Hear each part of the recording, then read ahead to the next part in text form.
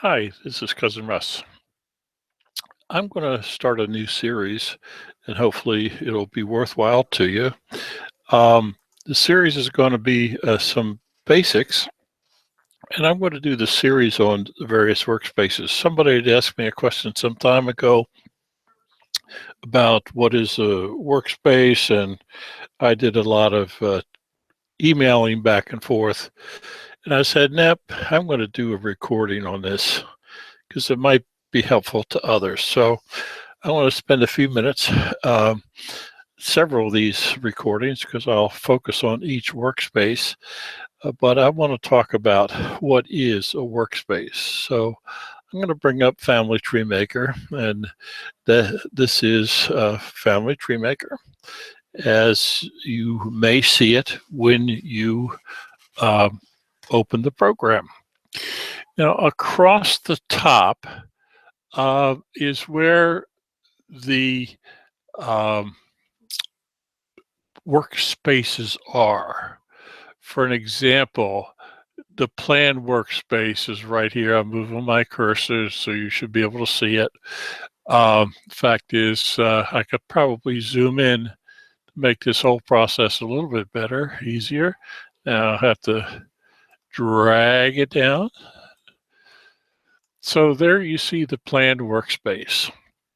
And that is when it is that color scheme, um, that button at the top is a workspace. And this is when this user interface was first came out. This is the key element that kept me with Family Tree Maker. Now I have other genealogy software programs on my computer and I test them, I use them, but this is the one that kept me with Family Tree Maker. The whole concept of a workspace, and that's what I'm going to spend some time on it. What I'm going to do now is go to the next workspace, but you notice that nothing's happening when I went to the next workspace. That's because I don't have a file open, and I will go do that in a minute. But as the point of the workspace is, at least for me, is to be able to focus on one element of this program. It'll make sense as I go through, because I will go through each of the workspaces. Okay, now the left-hand column, the left-hand panel is getting started. Where am I going to get started? I can enter what you know. And if you're a researcher, you start with what you know, and that's the default. And this is where you can enter your name and dates of whatever you want, but this is how you would start a new file. The next one is importing a file, an existing file from someplace else, and could be Family Tree Maker or a GEDCOM file, a PAF or Legacy Family Tree file you can bring into Family Tree Maker. Or you can download from Ancestry. And I'm not going to go there for now. We'll do that another time. But this is where you're going to get started. Or you can open a tree. Now, I do not open my tree using these items. It's an option. And like many software programs, you always get multiple options on how to do stuff, whatever you're trying to do. I don't use these. This is a reminder of files that are on this computer using Family Tree Maker.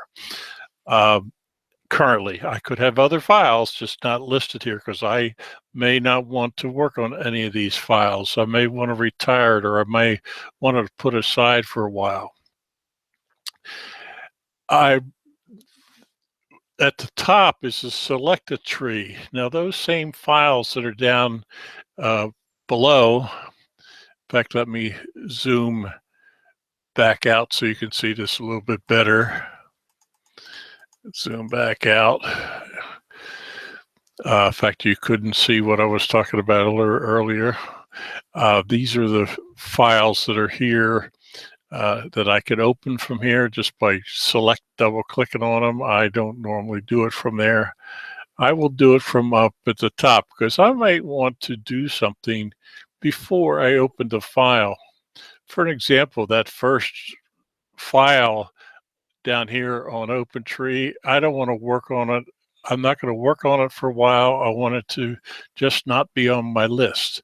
So I can select that file and I can say remove from the list. Now I have the option to delete it, or I can rename it. I can open up a second file in a new window, but I want to remove this file, this third one down. I want to remove it from the list. And now it's removed from the list. Now I might want to rename the file. I'm not going to go do any of that at the moment because I want to show you some other things that are here in the plan workspace before you do anything. The file menu. You don't have many options at this point because, again, you don't have a file open. You can open a file from there, then you would select it. For an example, if that file that I removed from the list, suppose I wanted to open that file, that's where I would do it. I would open it and select it because it's not showing up on my list, but it's still on my computer. So I can open that file, open in a new window.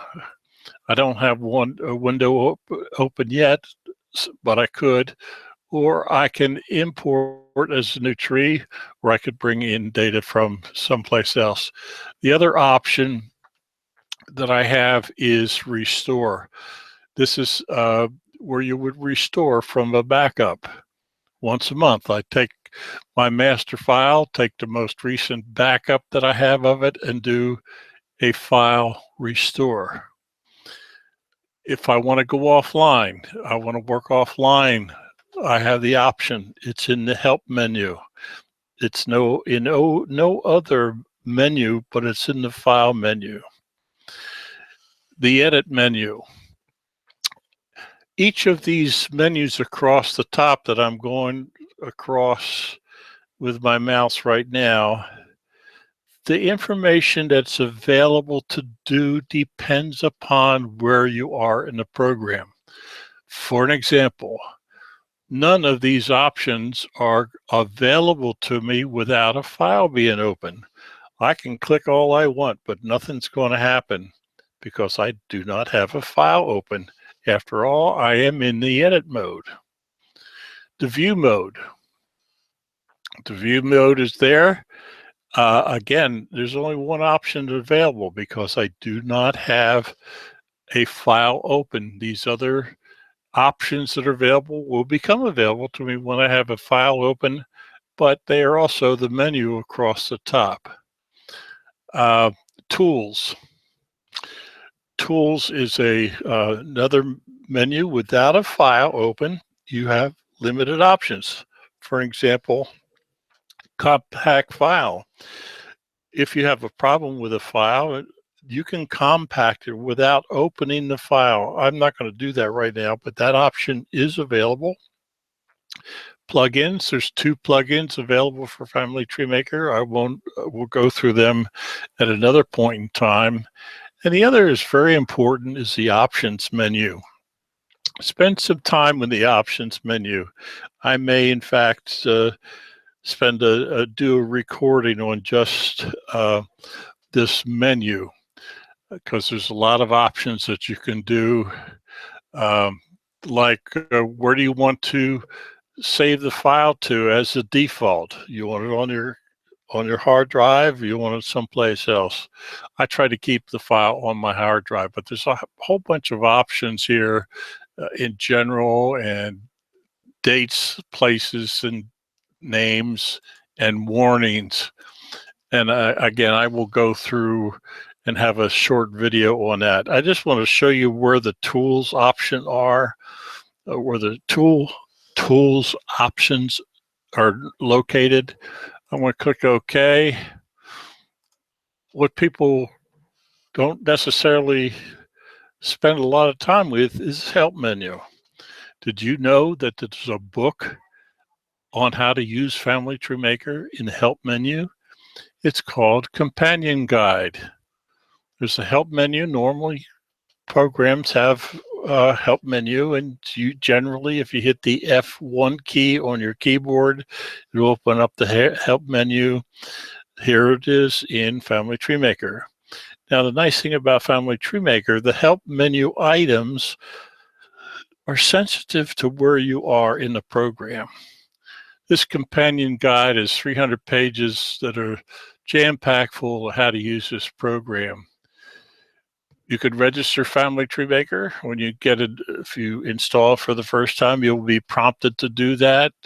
Connect to Ancestry, connect to Family Search, which is a new option in Family Tree Maker 2017. And I'm going to use the term 2017. I'm currently demonstrating on the PC version. The Mac version works very much the same. If you're a normal Mac user, which I am not, you will know where some of the features are on the Mac that may be different than on a PC, like help about. What version number are you using? For example, that's help about is here on a PC in the help menu. On a Mac version, it is elsewhere. So if I click on the help about, this gives me the version number.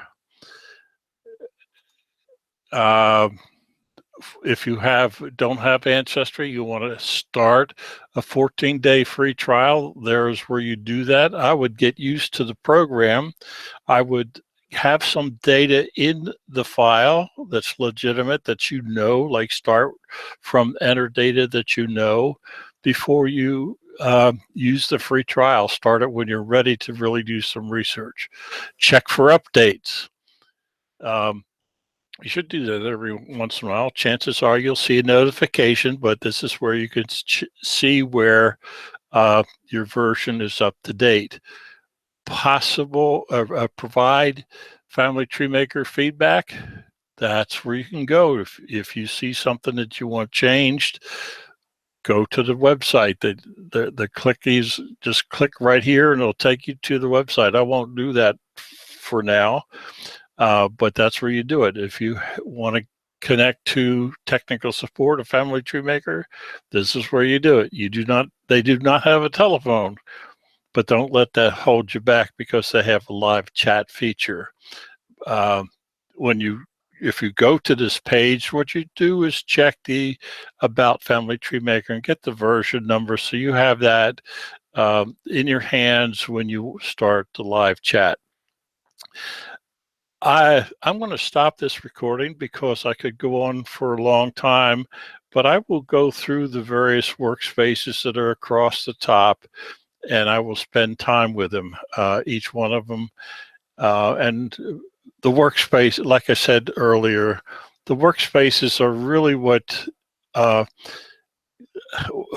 I like Family Tree Maker, because the workspace is how I